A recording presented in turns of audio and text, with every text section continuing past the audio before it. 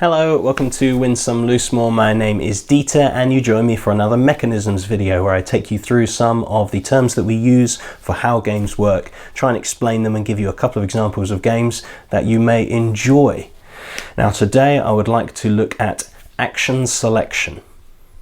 This may come in a variety of ways, as many of these mechanisms do, so I'll just give you a couple of examples, but basically what we mean by action selection is within the construct of the game, within how the designer has made it, on your turn there are a finite number of clear differentiated things that you are allowed to do, and you get to choose one of them to do, or two of them, or whatever it might be.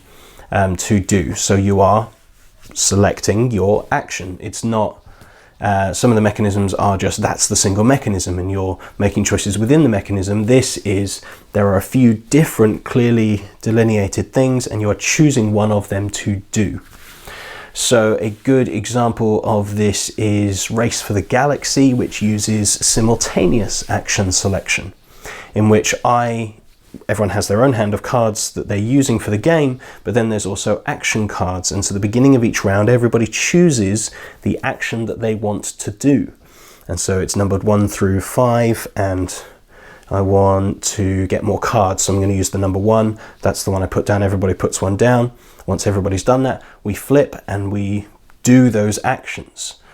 The interesting twist in Race for the Galaxy is that no matter what anyone chooses, everybody gets to do that action. So because I've chosen number 1, everybody gets to do number 1. But my version of the number 1 is better. Or if somebody else also played the number 1, mine and their version of the number 1 is better, and the other people just get the basic version. So number 1 is get more cards. The basic action for Explore is you take 2, keep 1, discard the other. I might have played the number 1 that allows me to draw 3 cards and keep 2 of them, put it back. So I'm doing a better version of that action that I selected. And that's how the game works. That's the core mechanism, is choosing an action simultaneously. We flip it over, we do all of those things. And so there's the added level of thinking of, do I want to actually try and guess what my opponent's going to do, so we don't both choose number 1. Actually, I know they're going to choose number 1, so I can rely that I'm going to get at least a card. So actually I want to do number 3.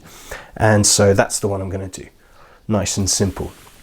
A game I really enjoy called Hanamake Hoji, which is only about 5 minutes long.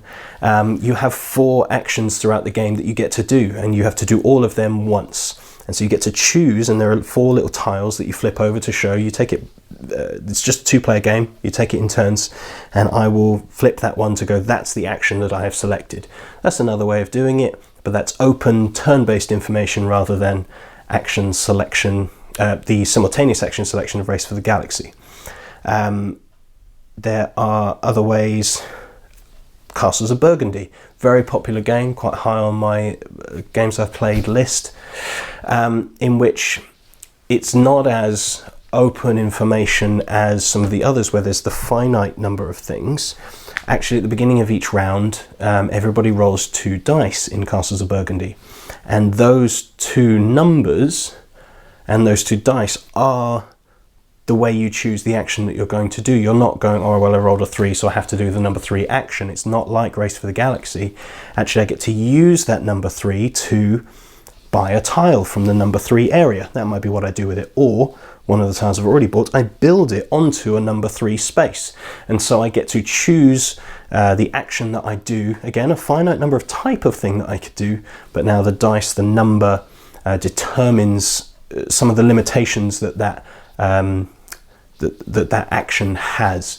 And so there are these, I'm sure there are many other ways. Do write down in the comments other versions of action selection that you know. You could argue worker placement is just action selection. I don't necessarily agree. I think they are different enough that we would call them different things, but you may argue that you are choosing to put my worker there so that that action takes place. That's what you're doing.